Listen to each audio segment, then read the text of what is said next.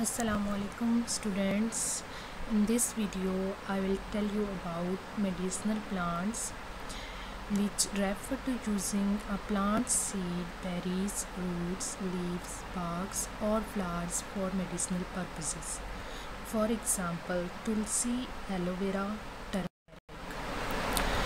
These are the plants which are rich in secondary metabolites and are potential source of drugs. These secondary metabolites include alkaloids, glycosides, coumarins, flavonoids, and steroids. Actually, medicinal plants are the plants that have a recognized medicinal use, and their use ranges the production of mainstream pharmaceutical products to herbal medicine preparations.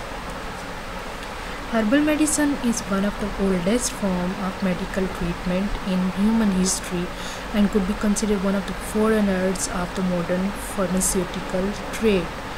Forerunners means premonitory. I'll give you some examples of the medicinal plants. First one is tulsi, which is blood purifier, and it is preventive against malaria and dengue fever. Chewing its leaves relieves the cold and flu. Second one is the neem, which inhibits the allergic reactions when applied externally or eaten, and extracts of its leaves give significant protection from discomfort and speed the healing of gastric problems.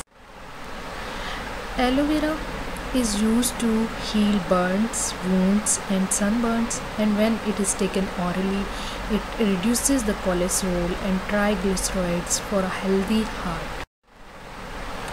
Turmeric stimulates digestion and boosts the liver function.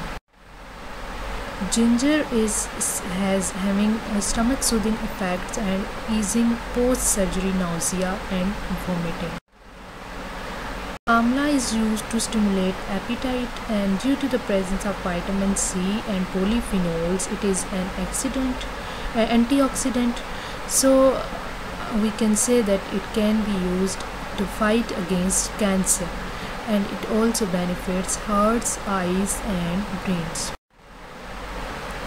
Peppermint leaf tea is used for relief of upset stomach, and its oil can be actually dissolved gallstones and used as an appetizer and for a refreshing and cleansing facial wash. Henna or mehti plant is very useful, as the paste of its flowers are when mixed with vinegar is quite relieving in the case of headache, and when its leaves are boiled and then mixed with mustard oil and applied on hair, it helps to stimulate the growth of hair. It is also used for the treatment of inflammation, bruises and leprosy, which is called jazam in Urdu, and its leaves are known for the treatment of typhoid. These are some benefits of the medicinal plants. These are the cost less.